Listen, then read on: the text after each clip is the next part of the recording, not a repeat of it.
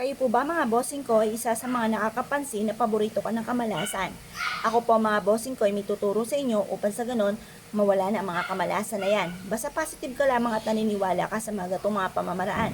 Ako po mga bossing ko ay isa sa mga paborito ko na pampaswerte ay ang luya mga bossing. Lalo-lalo na ako ang luya mga bossing ko ay may sibol. Ang tinatawag po dyan ay kuntil ng luya. Ang gagawin niyo lamang po mga bossing ko ay harap kayo sa liwanag ng sinag ng araw. Kagaya po nitong aking ginagawang ito. At pagkatapos mga bossing ko, magwi-wish po kayo ng mula sa inyong pong puso. Halimbawa mga bossing ko, may nais kayong bilhin. At nais nyo na mabili po ito. Pero syempre mga bossing ko, pinagbibili po yan at hindi nyo po pwersahin na umalis yung tao na nakatira diyan. O kung ano man po yung binibili nyo, kailangan pinagbibili po yan at hindi po kayo mag-iisip ng masama. Ngayon po mga bossing, ang gagawin nyo lamang, isusulat nyo po kung ano man yung nais ninyo. Halimbawa po mga bossing, halimbawa, kung gusto nyo putulin nyo po muna ito para hindi masyado malaki or diretso na mga bossing. Halimbawa, sabihin nyo po dito, ako, ganun po mga bossing. Kahit hindi nyo masyado na, nakasulat, basta naisulat nyo po na kayo mismo, ang nagsulat mga boss, sabihin nyo, ako ang makakabili nito.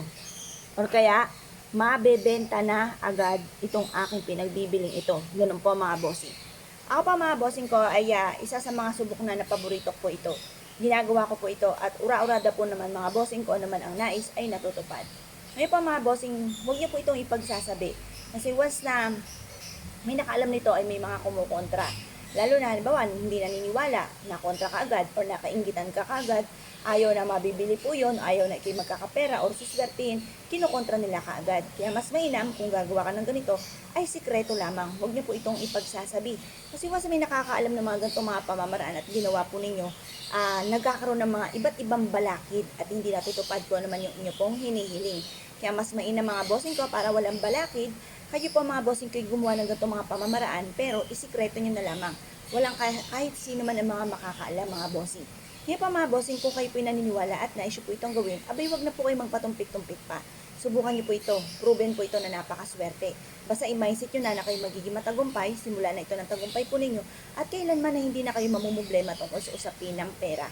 Ngayon pa mga bossing, kung kayo po naniniwala at naisyo po itong gawin, ay siya mga bossing, good luck po sa inyo po lahat. At syempre mga bossing ko, ipanalangin ko na kung sino man po ang gagawa ng aking mga pampaswerte, ay umamat maging matagumpay, matupad lahat ang mga pangarap sa buhay, maligtas kayo saan man kayo naroon at magkaroon kayo ng napakahabang buhay. Gumaling sa inyo po mga karamdaman.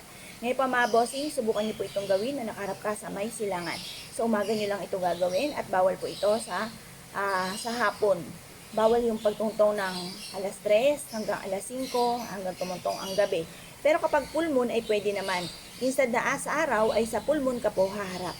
Kung kayo po naniwala at naisyo po itong gawin, ay siya mga bossing. Good luck po sa inyo po lahat.